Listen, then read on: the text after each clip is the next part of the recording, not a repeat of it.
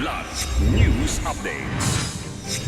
Mga balita ngayon, 2 miyembro ng NPA sumuko sa Bukidnon. Kapayapaan at kaligtasan sa Hulo sa Sulu muling pinagtiba. 4 na binatilyong nalunod sa Bulacan at Caloocan na recover na. Ako po si Cesar Soriano para ihatid ang nangungunang mga balita sa buong kapuluan ngayon. 2 dating miyembro ng Communist Terrorist Group o CTG ang voluntaryong sumuko sa magkahiwalay na operasyon ng pulisya sa Bukidnon noong Agosto 14. Sa Don Carlos, sumuko ang 42 anyos na magsasaka na kilala sa alias na Dodo na dating miyembro ng nabuwag na Guerrilla Front 53 ng Southern Mindanao Regional Committee. Samantala sa Malaybalay City, sumuko rin ang alias na Rapid 53 na dating kabilang sa Special Regional Strike and Development Group ng North Central Mindanao Regional Committee. Ayon sa PNP, kapwa sa ilalim ang dalawa sa mga proseso at programang pangreintegrasyon ng pamahalaan upang makabalik sa normal at mapayapang pamumuhay sa kanilang mga komunidad. Muling pinagtibay ng bayan ng Hulo sa Sulu ang commitment nito sa kapayapaan at seguridad matapos itong opisyal na ideklarang gun responsible at peace-centered community at muling makumpirma ang Stable Internal Peace and Security o SIPS status.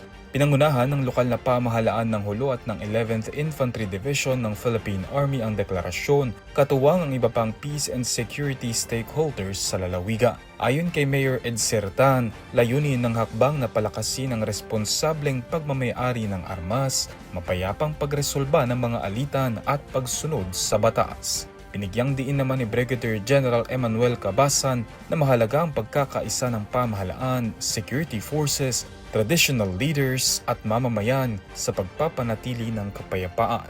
Itinuturing ang deklarasyon bilang pagkilala sa mga pagsisikap ng komunidad na maiwasan ang karahasa, mapanatili ang kaayusan at maisulong ang ligtas at maunlad na pamayanan sa Hulo.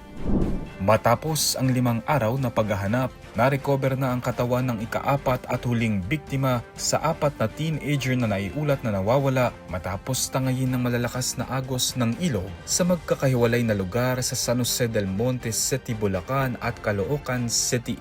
Kinilala ang huling na-recover na si Mark Ivan Herona, 18 anyos, na natagpuan bandang alas 6 ng umaga nitong Sabado sa isang palaisdaan sa barangay Nagbalon, Marilao, Bulacan matapos mamataan ng isang mangangalakal ng basura. Nauna nang na-recover ang mga katawan ni John Norbert Nipay, 17, sa Makaiban River sa Santa Maria at Ron Jean Justin Alseco, 13 anyos, sa Nagbalon River sa Marilao.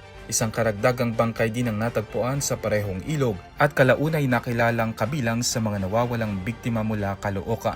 Ayon sa mga otoridad, nalunod si Herona matapos tangayin ng agos ng ilog sa Camarin, Caloocan sa kasagsagan ng malakas na ulan dulot ng habaga.